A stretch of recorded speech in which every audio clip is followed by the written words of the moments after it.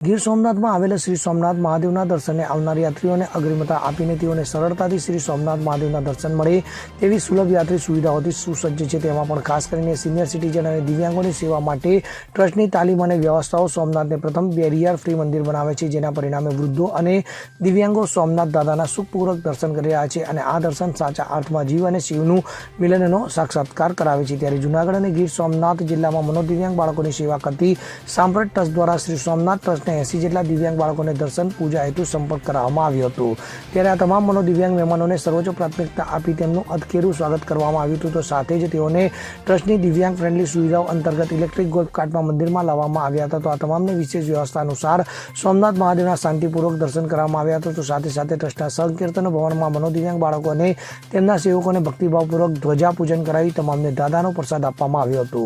તો આ સાથે સોમનાથ દાદાના વહાલા ભક્તો તરીકે તમામ દિવ્યાંગો અને તેમના સેવકોને મોંઘેરા મહેમાન તરીકે મહાપ્રસાદ સ્વરૂપે ભોજન પણ કરાવવામાં આવ્યું હતું। તો દેશના પ્રધાનમંત્રી નરેન્દ્ર મોદીની અધ્યક્ષતામાં દિવ્યાંગો માટે સોમનાથ તીર્થમાં કરાયેલ વ્યવસ્થાઓથી અભિભૂત થઈને દિવ્યાંગ બાળકોની સેવા કરનાર સાંપ્રત ટ્રસ્ટના પ્રમુખ મહેન્દ્રભાઈ પરમાર દ્વારા ટ્રસ્ટ પરિવારનો અંતઃકરણપૂર્વક આભાર વ્યક્ત કરવામાં આવ્યો હતો।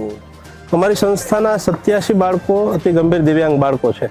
ખાસ અમારો ઉદ્દેશ એવો હતો કે સોમનાથ દાદાનું પૂજન કરી, ધજા પૂજન કરી અને ધજા ચડાવવી। આપણા PM મોદી સાહેબ જે આ ટ્રસ્ટના અધ્યક્ષ છે, સોમનાથ મંદિરના અધ્યક્ષ છે, તેમની સતત નજરાનીમાં આ જે સોમનાથ મંદિર છે એમાં ખૂબ સારી સુવિધા મળે છે। દિવ્યાંગો છે જ VIP છે। આ મંદિરને એવી એક લાગણી અને એક એમનો નિયમ છે કે દિવ્યાંગો આવે એમને મંદિર સુધી કઈ રીતે લઈ જવા, એમને કોઈ અગવડતા ન પડે, દિવ્યાંગોને તમામ સુવિધા આપી। અમારી 87 બાળકો જે છે એમને બસ લઈને આજે આવ્યા તો ઠેઠ મંદિરના પરિસર સુધી તમામ સ્ટાફ બધાએ સતત સહકાર આપી અને મંદિરમાં અમે જે પૂજા કરી એમાં સતત સ્ટાફ સહકાર આપી અને જે આ મંદિરની જે સુવિધાઓ છે કે દિવ્યાંગોને કોઈ અગવડતા ન પડે, મંદિર સુધી લઈ જવા, ધજાનું પૂજન કરી અને તેમજ તેમને ભોજનની પણ વ્યવસ્થા કરેલી છે, તમામ પ્રસાદી આપેલ છે। એટલે આ જે મંદિરમાં ખરેખર જે વ્યવસ્થા છે એ મંદિરના ભાગરૂપે સોમનાથ દાદાના દર્શન કરીને ધન્યતા અનુભવે જ છે, પણ જે PM મોદી સાહેબની જે એક લાગણી છે દિવ્યાંગો પ્રત્યે, દિવ્યાંગોનું એક અલગ નામ આપેલું છે, મોદી સાહેબના જે એક અભિગમ છે એમાં આ સોમનાથ ટ્રસ્ટમાં ખરેખર સારા કાર્યો થાય છે।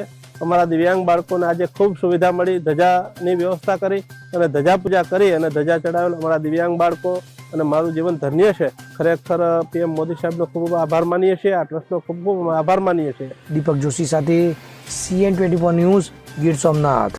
હવે જુઓ દેશ દુનિયાની તમામ ખબરો તમારી આંગળીના ટેરવે।